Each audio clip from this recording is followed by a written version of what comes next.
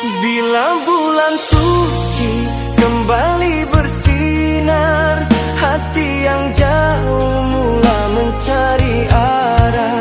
Lapar dan dahaga jadi saksi jiwa, menundukkan nafsu kerananya.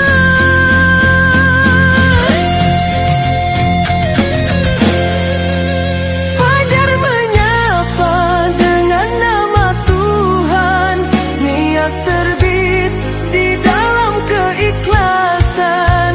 Setiap sabar diganti ganjaran, janji Allah tak pernah hilang.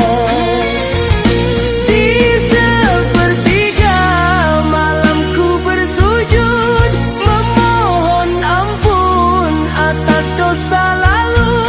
Air mata menitis tanpa suara, mengharap rahmat yang Maha Esa.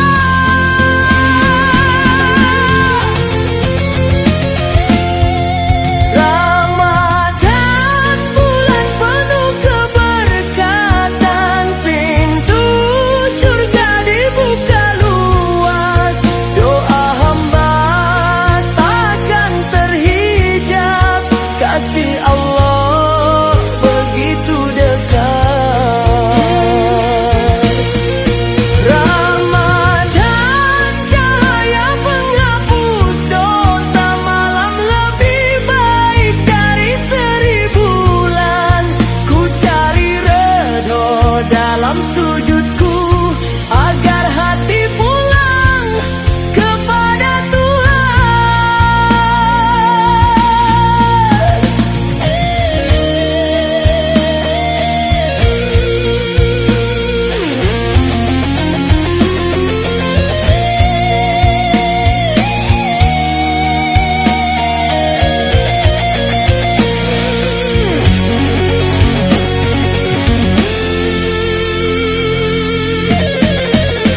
Al-Quran turun membawa cahaya, menjadi petunjuk sepanjang masa.